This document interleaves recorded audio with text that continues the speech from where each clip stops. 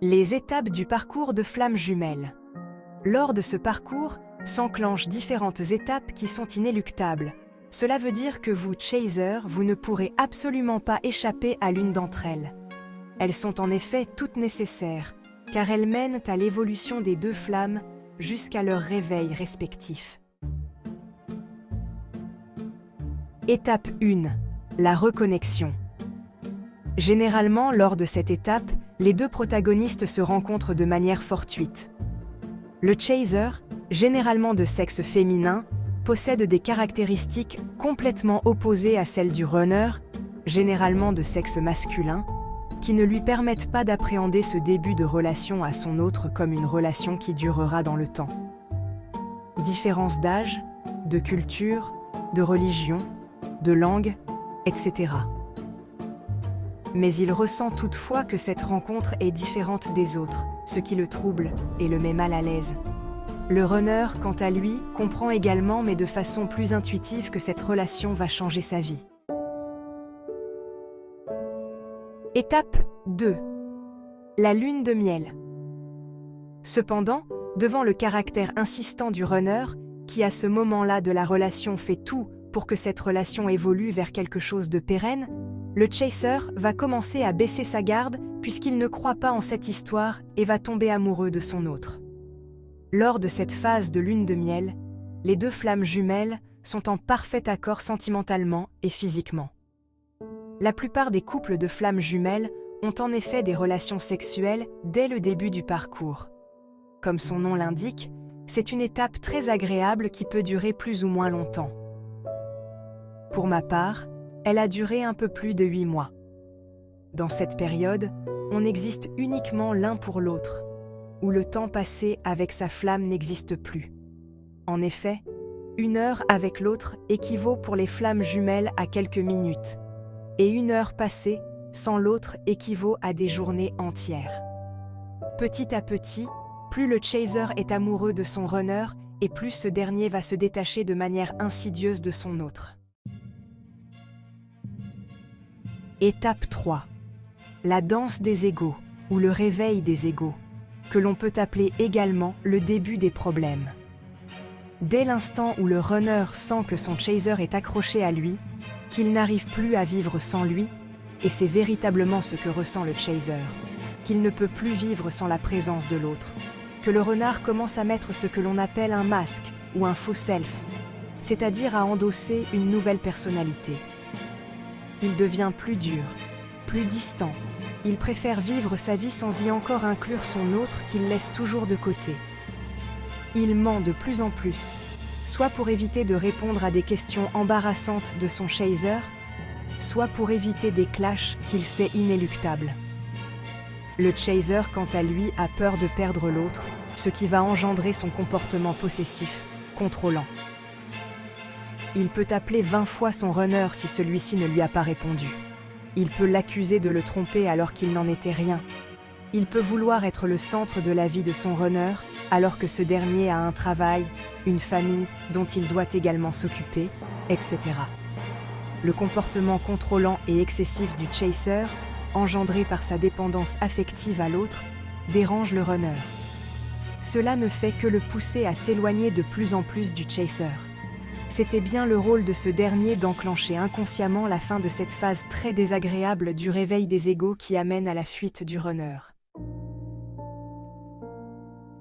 Étape 4. La première séparation. Peu avant cette séparation, qui est enclenchée par le runner suite au comportement du chaser, ce dernier a déjà entamé ce que l'on appelle sa nuit noire de l'âme. Cette nuit noire prend toute sa pleine mesure au moment de la séparation avec son runner. Le chaser a déjà vécu des ruptures amoureuses auparavant, mais lorsqu'il prend conscience que son runner le quitte, son âme vit une véritable déchirure qui se ressent tant intérieurement qu'extérieurement. Le chaser tombe dans une apathie pendant plusieurs jours en début de nuit noire de l'âme, ce qui l'empêche de vivre. Il se sent véritablement mourir. Il n'entend plus rien. Il a très mal à la tête, comme si ses neurones grillaient. Ses jambes ne le portent plus. Il ne peut plus manger. Il ne peut plus travailler. Il ne peut plus vivre une vie au quotidien et il peut également passer plusieurs jours à dormir. Toutes les nuits noires de l'âme ne se ressemblent pas et vous pouvez très bien ne pas avoir tous ces symptômes.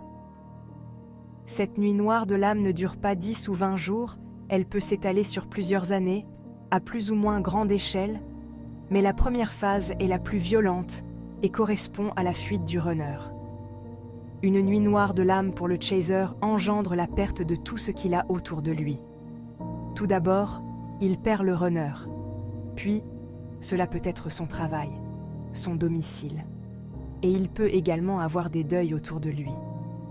Si la nuit noire de l'âme fait peur, elle est aussi le moyen pour l'univers de faire place nette pour votre nouveau vous, pour que l'âme puisse enfin prendre sa place.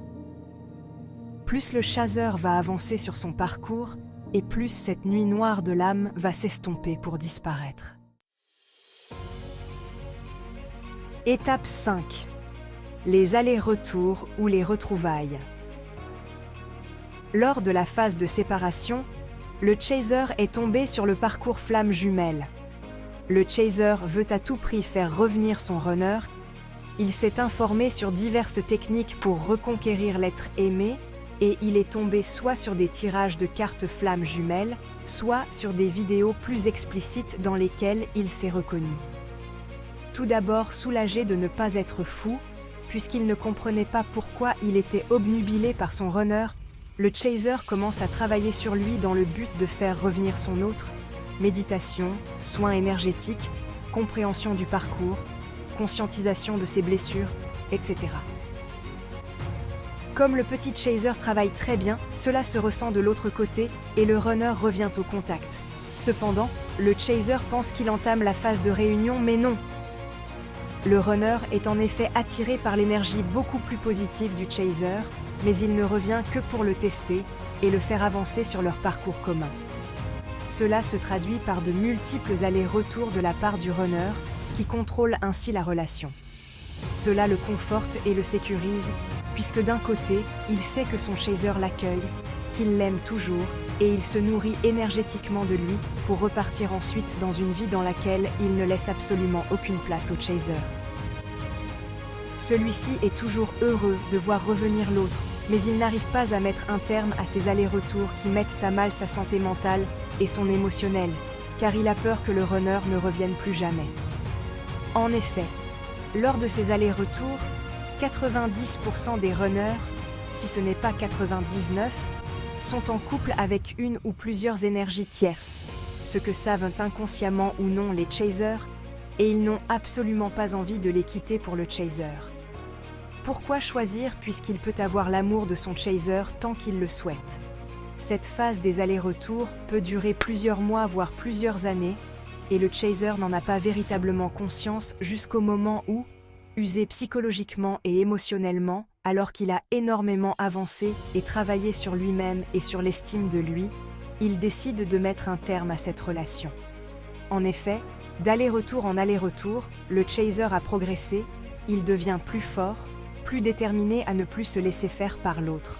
Ne culpabilisez pas si vous n'arrivez pas à rejeter votre runner, il ne faut absolument pas vous forcer à faire quelque chose que vous ne vibrez pas. Ce n'est qu'après 5, 10, 15 ou pourquoi pas 100 allers-retours que le chaser arrive enfin à dire non à cette situation sans colère, ni cri, ni pleurs ou gémissement. Le chaser stoppe son avancée et décide de ne plus s'impliquer. Étape 6. Le switch du chaser. Cette étape est cruciale puisqu'elle intervient lorsque le chaser a travaillé toutes ses blessures, ou en tout cas a éradiqué les deux principales qui sont les blessures d'abandon et de trahison. Il est enfin aligné avec lui-même et le fait de ne plus voir son runner n'est plus une souffrance. Il est même beaucoup plus léger dès l'instant où il n'est pas en relation avec son autre. Il n'a plus envie de le voir, de l'entendre, allant même jusqu'à avoir peur d'une entrevue avec lui. Lors de cette étape que l'on peut également appeler le réveil du runner, il y a une grande phase de séparation qui lui permet de conscientiser et d'intégrer qu'il vit une relation particulière avec le chaser, que celui-ci c'est la personne qu'il lui faut dans sa vie, qu'il l'aime plus que tout, qu'il ne rencontrera jamais quelqu'un avec qui il pourrait être aussi en symbiose, tant d'un point de vue amoureux, sexuel, amical. Mais pour ce faire, le runner doit être loin du chaser. D'où l'importance de cette seconde séparation. Tout comme le chaser a vécu son éveil lors de la première partie de parcours, où il a d'abord conscientisé et donc travaillé son intériorité pour pouvoir s'extérioriser lors de la seconde partie de parcours, le runner à l'inverse s'est énormément extériorisé lors de la première partie de parcours et il entre dans son intériorité lors de la seconde partie de parcours. À la fin de cette séparation, le runner a un déclic qui vient de manière spontanée. Il va venir chercher son chaser, l'appeler, lui envoyer un message et déclarer enfin qu'il veut être avec lui. Le runner va lui demander pardon de l'avoir fait souffrir, puisque lui-même aura compris ce qu'il a fait subir au chaser lors de la seconde partie de parcours. Étape 7. La réunion. Lors du retour du runner, le chaser qui a confiance en lui n'est plus dans l'émotionnel. Il peut ainsi accueillir l'autre sans aucune démonstration excessive d'affection, ce qui rassure le runner. Le chaser ne croit pas encore que le runner est totalement changé, même s'il veut lui faire confiance. En effet, jusqu'à la phase où le runner demande pardon à son chaser et qu'il commence à être lui-même en donnant des explications sur son comportement tout au long du parcours, le chaser ne peut pas le croire. Après avoir demandé pardon à son autre, le runner fera tout pour que le chaser accepte une nouvelle relation avec lui.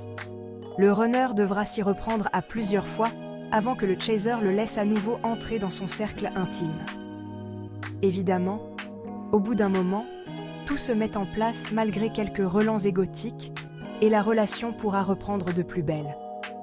Dans cette réunion, il y aura beaucoup de communication, ce qui n'était peut-être pas le cas auparavant, exception faite de la phase de la lune de miel. Le runner veut absolument avancer dans cette nouvelle relation, en espérant un engagement au plus vite avec son chaser qui, lui, freine toute forme d'engagement.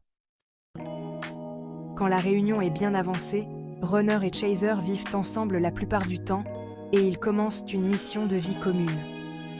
La réunion est la dernière étape d'une partie du parcours, qui ne prendra véritablement fin qu'à la mort de l'un des deux jumeaux, puisqu'ils continuent de travailler ensemble pour illuminer le monde.